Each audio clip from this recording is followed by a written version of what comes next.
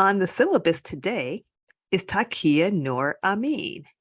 That's right. We are going to do an interview with each other. So catch this episode, catch the next episode to hear about our academic businesses. And that will tell you a little bit about how we got to AB3 Speaks with Monica and Takiyah to begin with. So welcome to our own show, Takiyah Nur Amin. Thank you. I feel welcomed. Oh, this is going to be so much fun because I know so much of your story. But every time we talk, I hear something or we share something that I didn't know about you. So we ask all of our guests, and I guess you're a guest on the show today, to tell our audience about your own academic journey, your academic training, what your specialty is, but also how you got there. I'm always happy to talk about this because it's not, at least in my estimation, a common place to end up for people who have the kinds of academic interests that I had.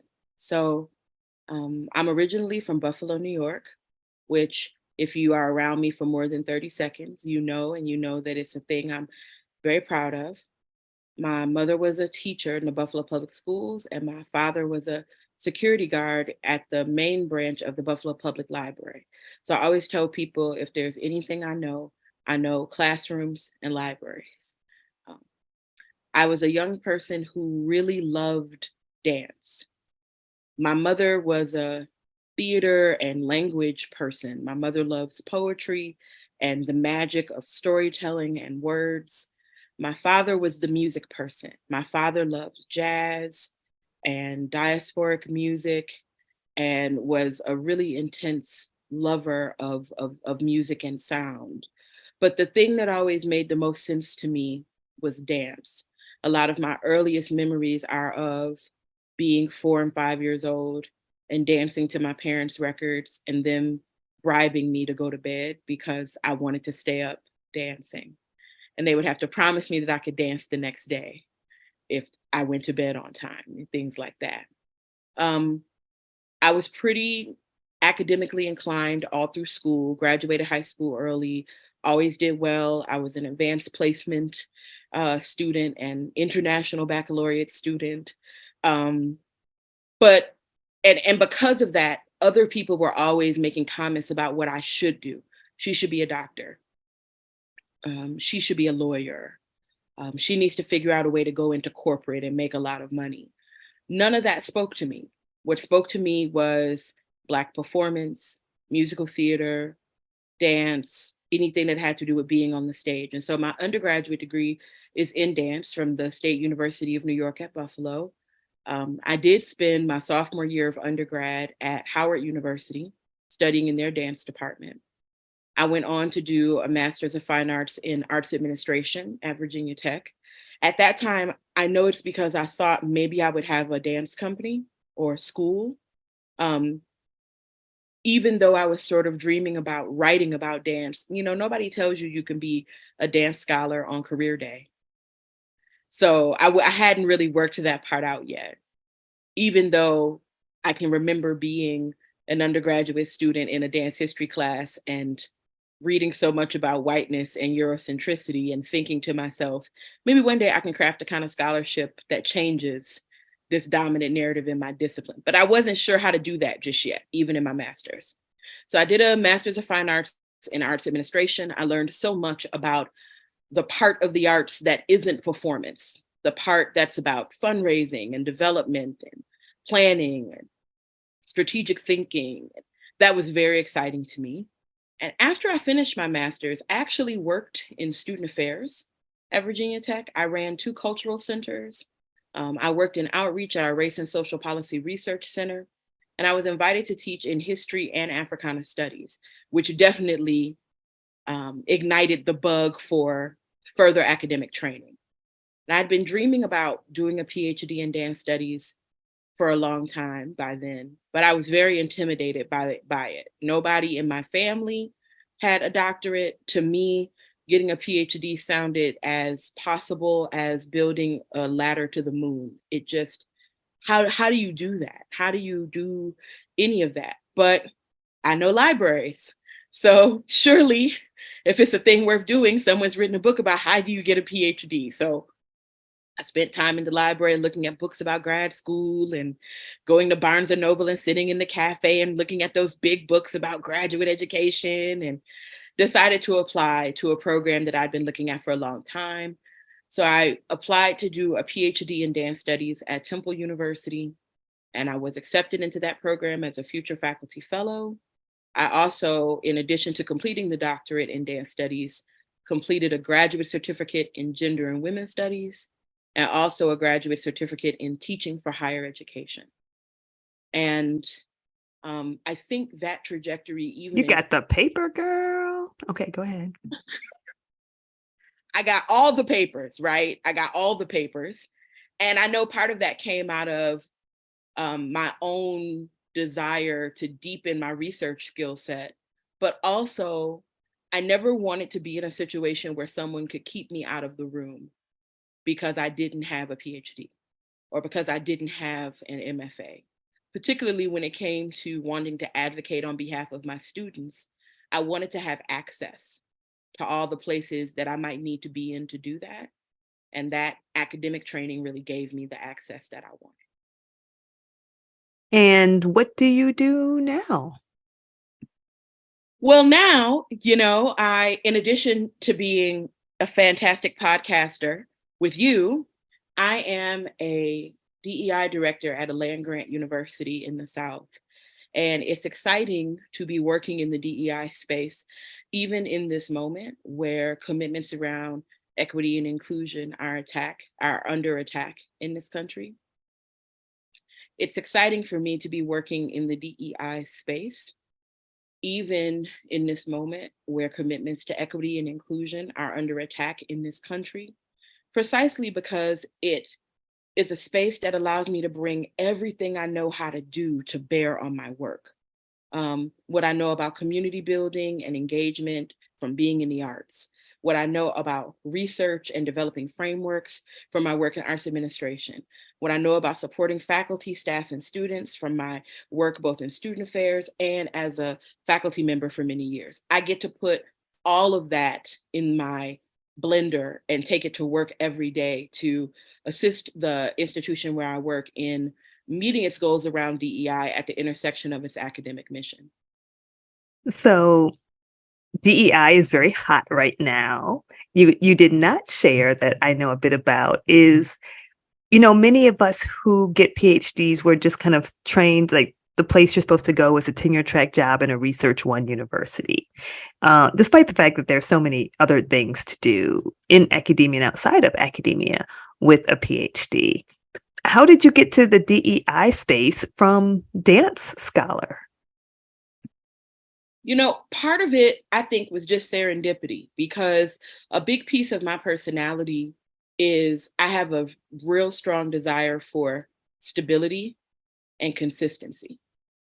And I think when I was dreaming about growing up and being a professor, I thought to myself, at least in part, well, this is a way for me to be in the arts, but to do it in a way that has stability and consistency and health insurance. And I'll just be a professor teaching my classes, living in a little house somewhere, and I'll be very happy, and my bills will be paid on time, and I'll have a quiet life, and everything will be fine.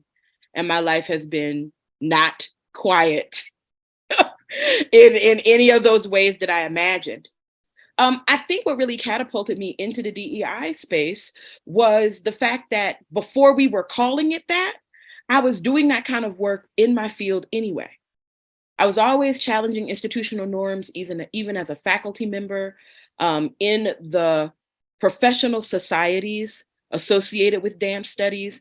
I was always doing work around dismantling white supremacy culture or raising consciousness around equity and inclusion. My own scholarship, yes, my area of expertise is 20th century American performance, but through my focus on Black aesthetics and performance, questions about working and thinking about how to develop curricula that really reflect the full range of movement practices outside of white supremacist frameworks. I mean, this was work I was already doing, before people were calling it DEI or JEDI, Justice, Equity, Diversity, and Inclusion, or whatever the acronyms are on your particular campus. I was always a person who was interested in justice and equity anyway. So it doesn't feel like too much of a leap for me professionally to now be working more formally in the DEI space.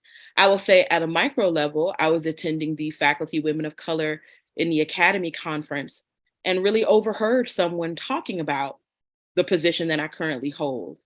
And it just so happened that I overheard a conversation where another woman was saying, we're really trying to fill this position, but we've had a real hard time finding someone who would be interested. And I thought, well, it sounds interesting to me, at least I can take a look. And having now worked in this space for almost a year, I don't regret having made this choice. And this, folks, is why you should go to conferences. No.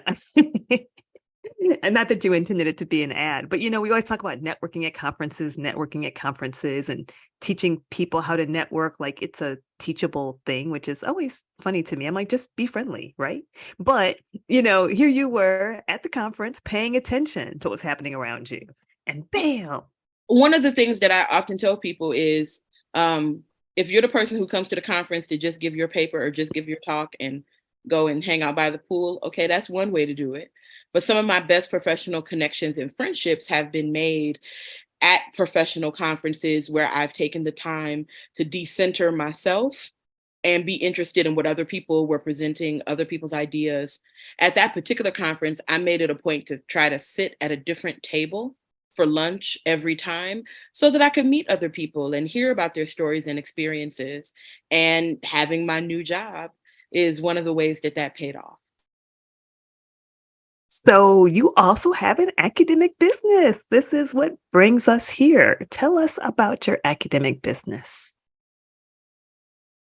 I still kind of think it's funny that I have an academic business because I never really thought of myself as a business person. Um, Being an entrepreneur is not something that I saw for myself necessarily in a formal way outside of my one-time discrete dream of running an art center or a dance school or something like that. I didn't really see myself as Takiyah, the business person. But one of the things that started to happen a lot shortly after I finished my PhD is that people were often reaching out to me for help, all kinds of help. How do I put a CV together? How do I prepare for the job market? How do I set myself up to network successfully? You have a website. How do I do that? Do I need one? I really want to go back to graduate school. I've been thinking about it. How do I navigate that space? I mean, people were often asking me for help. And I am a person who believes it's important to be generous. I'm very grateful for the people who've been generous to me over my life and my career. And so I was always happy to help people, but it would always happen in these weird spaces, bathrooms, hallways, parking lots, airports when both of our flights are delayed. It was always this kind of informal catch as can thing that was happening. So when I started my business back in 2014, Black Girl Brilliance, it was really as a way to put some contours around something that I was already doing. I was already helping people navigate their academic careers with tailored strategic career solutions depending on where they were in their own trajectory. And I was happy to do that because there were a lot of things that I learned the hard way. And I wanted to make sure that other people didn't have to make the mistakes that I'd made.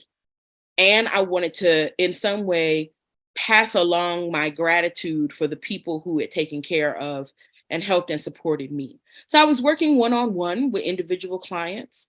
We'd get together in those early days on teleconference before the presence of Skype and Zoom and all of that. But I would get on the phone with people and we would, they would talk to me about their confidential challenges. And we would map out strategy around everything from applying for jobs to negotiating contracts. I was happy to show up for and support people in those ways. Around 2018, I got my first request to work with an institution. around professional development and curriculum development. And while I was happy to embrace that challenge, it's not something that I'd anticipated. I was happy working with my individual clients and as a scholar, still being invited in to do class visits and give scholarly talks. But I never thought that institutions would want to tap into my particular expertise around curriculum development and professional development. And I was wondering at that time if this was something that was going to continue to happen for me, or if it was just sort of a one-off in my business. And now fast forward to 2023, I've had several institutional clients. I still work with individuals. The work that I do has gone far beyond what I ever imagined, and I'm very grateful for it. Well, this is a question that we ask everyone because it's something that we value here at the Academic Business and Branding Brain Trust. And that is about your values. Will you share a bit about the values that drive your business or that undergird the way that you do business? One of the things that I know is different about the way we talk about business here is that we don't talk first about business offerings or even type of business. It's really about, what are your values? What grounds you and orients you in the world? And then how do you build a business that wraps around or is at least honestly reflective of those values? For me, there are several. I'll lift up a few. One is I'm a person who values confidentiality and relationship. And so when my clients come to me because they need confidential solutions and support, it's perfectly fine if they tell other people that we've worked together, but I make it a point not to go around telling everyone who I've worked with. Part of that is because the academy is big but small. And sometimes, mostly when people or institutions for that matter are seeking me out, it's because they need help beyond what's available where they are. And sometimes that can be complicated or sticky, but maintaining a value around relationship and confidentiality is one of the reasons I am sure that I've had repeat clients, both individuals and institutions, because I know how to keep things under the vest. I'm perfectly fine being the invisible hand or the Olivia Pope of academia. Someone called me that once, and I really like that. It's perfectly fine with me that everybody doesn't know that I helped with a particular project or initiative. I just like seeing people and institutions succeed that are trying to work in the higher education space in a healthy and transformational way. Another value that's important to me is what I call brilliance, which for me is me bringing the sparkle and effervescence of my own joy and personality to the work that I do. For years, I thought maybe I shouldn't work in higher ed because it felt so heavy and serious. And there is a part of my personality that can be that way. But there is another part of me that is joyful and fun and sparkly and funny. And I was not going to be happy or comfortable with a business that made me leave all that outside. So I bring the full authenticity of who I am to bear on the work that I do with my clients. And it might not be a best fit for some, but for others who are open to that kind of engagement, that sense of brilliance and sparkle and creativity is just a hallmark of who I am. And I'm not comfortable cutting that off and leaving that out. I also think it's critical for me to lift up that the work that I do is strategy work. I am not a coach. I'm not a person who kind of nurtures and handholds people across the finish line of their accomplishments. The work that I do is around strategy. We do scenario planning, we do role playing, we think about possibilities and weaknesses and threats. And so part of the value that I bring to that is a kind of incisiveness and clarity in the work. Often clients come to me thinking they want to work on one thing, and really it's a separate thing that they really want to work on.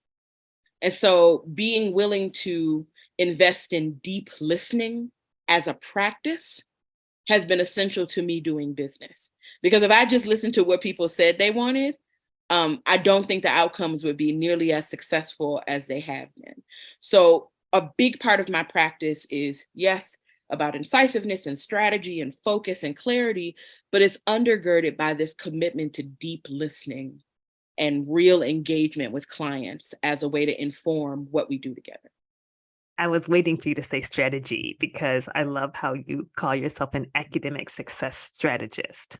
And, I once asked you if all of your clients were Black women because your company is called Black Girl Brilliance. And then I was like, oh, no, you're the brilliant Black girl. It's your brilliance that you get to share with others. And of course, you do work with brilliant Black women as well, but not exclusively, of course.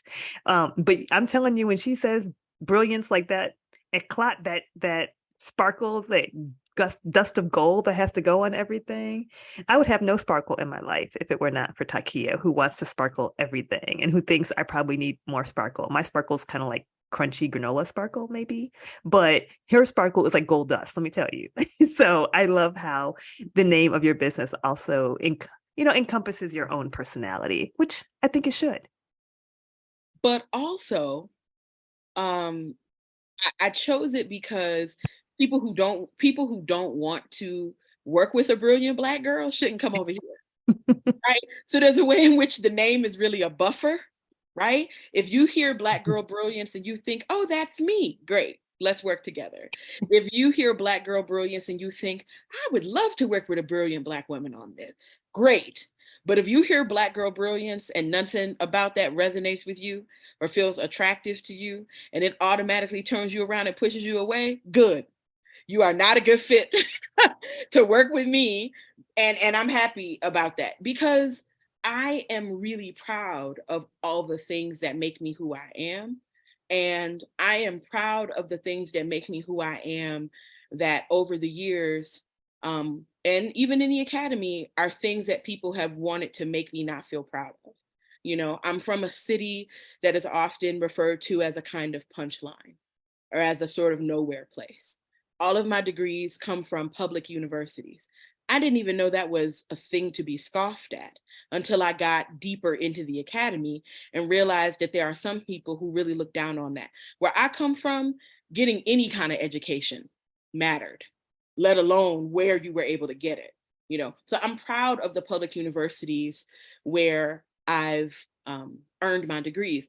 All of my degrees are in dance and theater. These are disciplines that some people, even in 2023, want to climb onto Beyonce's internet and argue about whether or not they even belong in the academy, and are they real disciplines, and do they have methods, and don't you think you need to be grounded in a real field? And so I'm a person who is and all of that on top of being a Black woman, a plus sized woman, an outspoken woman.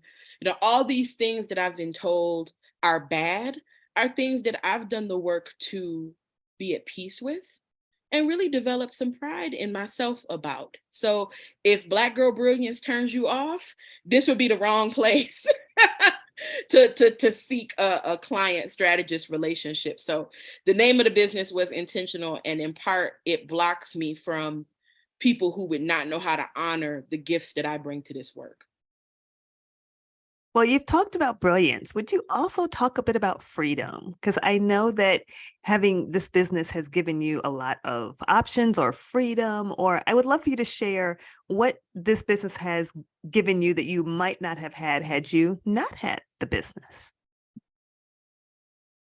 I know that I mentioned earlier the part of myself that really craves a kind of stability and security. And that's true. But there's another part of me that has never been good at feeling micromanaged or having people tell me what to do. I mean, that's why most of us go into the academy, right? Part of what attracted me to the academy was, at least in my head, it was, oh, this is a place where if I get the credentials that I need and develop the expertise that they're offering, I can go about writing what I want to write. I can make what I want to make. I can collaborate with the people I want to collaborate with and have the kind of intellectual and creative freedom that really lights me up and that, sustains me as a creative thinking person. And I can have a paycheck that's regular, and, I can put the utility bills on auto pay. I need that kind of stability. right? And that was a hard thing to be honest about, because as someone who's always been involved in dance and theater, you know, when I was finishing undergrad, a lot of my friends were auditioning for things and planning to couch surf for the next 6 months and, you know, kind of live catch as can in major cities in order to launch their performance careers. But I was coming from a situation where I was coming from a single parent home. My mother still had a younger sibling to pay for college for. And while my family was very proud of me and everything I had accomplished, the vibe was also I needed to get out of the way for the next one to come through. And I needed to hurry up and get some stability on my own. So there's a part of me that really values stability and security. But I also value the freedom to do what I want to do on my terms, almost as much as I value that stability and security thing. And so having my business has allowed me to cultivate both, right? It brings in more money that I can direct in my life to where I need and or want it to be. The business has given me the freedom at one point in my career to look at an employment situation that really wasn't honoring me and say, you know, thanks, but no thanks. Because I had enough individual clients and institutional contracts that I could step away and say, you know, this really isn't a good fit. Thank you for the opportunity, but I'm going to go ahead and say no to this. I had built up enough business and reputation that I could stand on my own 2 feet and provide myself both the stability and the freedom to not only take care of myself in a material sense, but also give myself the freedom to conduct my life on my own terms. And that felt really huge. I often say to people, you know, you walk differently when you have enough money to tell people kiss your behind. You just, you do. When you know that you're not working a particular position out of need, but because you want to be there, the way you approach the work comes from a much more empowered place. You know, I often use the metaphor, you're driving that car from the front. You're not trying to drive that car while you're sitting in the trunk. And so having my own business and other business endeavors makes it so that I can have both the freedom and the stability. I can have the security and the flexibility, because I'm a personality that in order to feel healthy and well, I really need both. So, how did you learn to do business? I mean, we understand how you had the skill set to do the content, right? To talk with people and to guide them in certain ways and to strategize, and even with institutions. But how did you figure out the business part, right? Because that's kind of what brings us to this podcast to begin with. If I'm being completely honest, and that's what I want to be with our listeners, I'm still learning the business part. Okay, so hear that, everybody out there in podcast landia. Even though I've been at this since 2014 in a range of ways, I'm still learning the business part. Having all of my advanced degrees didn't position me to do that part. And I did what I always do. I read books. I went out on the internet. I took people's webinars. I signed up for people's teleconferences. I know that's going way back. Some of us remember prepaid teleconference phone lines and jumping on those for trainings. I paid attention to what I saw other entrepreneurs doing, not so much to do what they do, but to do what they do. Let me explain. I don't think you can ever copy somebody else's strategy. It's like if you came and took one of my syllabi, you know, someone took one of my syllabi, they still couldn't teach my class, because there is a creativity and an innovation and a selfhood that I bring to and embody in that work that's just mine. So even as I was looking at other entrepreneurs, maybe I wouldn't copy another person's system, but I could say to myself, well, this person has a system for XYZ. I need a system. You know, when I talk about being inspired by others, that's what I mean. You can emulate the form of what someone else does, but not the content, right? You learn from the form and you infuse it with your own content. But I will say a lot of my learning around business has been really catch as can, because there weren't resources really available that were thinking about Black women at the intersection of higher ed and entrepreneurship. And so I was always in a position where I had to tailor whatever I was learning back to my own context, sometimes more or less successfully. Any book that I read, I would have to take the content and go, okay, what does that mean for the space that I'm in? And sometimes I was able to apply those lessons with more or less success. But much of it has been, I don't mind admitting, very catch as can, because I didn't have available to me the kind of support that we're now trying to make available to others. Well, is there anything that, if you could share one thing with our audience about your academic business, your academic journey, what you love about what you do and how you do it, or a lesson you've learned that you would like to share, what would that be? I know that this might sound new age to some people or soft in a certain way. But the thing that I really want, especially Black women and other women of color, to start doing, whether we're thinking about academic careers or businesses, is to take the time to focus in on your joy. What makes you really happy? What makes you feel downright effervescent? If we shook you out of a dead sleep at 3 o'clock in the morning to do something, what would make you not mad about that because you were going to do the thing that you really loved? There are things in my life that I do very well, but those aren't necessarily the things that light me up. Grant writing. I've written very successful grants. It's a thing that I know how to do. It's a skill that I have. I don't do grant writing in my business because it doesn't light me up. It doesn't give me an opportunity to feel that sense of effervescence and sparkle. I know that at my core, whether I was working in higher education or solely as an entrepreneur, or I was a park ranger, or I was flipping burgers at McDonald's, the core of who I am as a person, I am a person who loves to see other people thrive. And I am happy, genuinely happy, when I can connect people with the resources that they need to achieve their goals. I've never needed other people to reach my goals. Even as a faculty member, I've never been excited about making little versions of me. Making little copies of me has never been the goal or the thing that excites me. What excites me is hearing about other people's dreams and other people's goals and saying, I know just what you should read, or, ooh, I know someone you should know, or I've done that. Let me walk you through these 10 steps that'll help you do that better. That fills me with such a sense of meaning and purpose and happiness in my life. So if you're thinking about striking out and building a business, just, start paying attention to what I call sweet spots.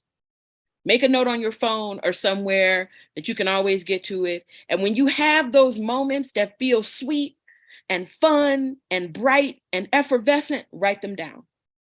Take note of them. I'm happy when I'm working with X person. Oh, I'm happy when I'm working with graduate students. Oh, I love when I get to work outdoors. I love when I get to work with people from XYZ background. Oh, whatever it is, start paying attention to those sweet moments in your life so that then you can craft your next step in such a way that those moments are not happenstance. They're not few and far between. You begin to build a life where you have more of those sweet moments together and up against each other because you've crafted your own kind of world around that. Pay attention to your joy. It is not ancillary to your career or to your business or to the things that you want to achieve. It is the core of it. It is the lifeblood of it. And none of us want to be out here leading joyless lives. We do not. Well, where can people find you? We know where we can find Academic Business and Branding Brain Trust, but where can we find you, Black Girl Brilliance? Yeah, the best place to find me is at my website. You can always find me www.takiyahnuramin.com. Everything you need is there to connect with me on social media or to send me an inquiry. And that is the case for both institutions and individuals. Look forward to hearing from you.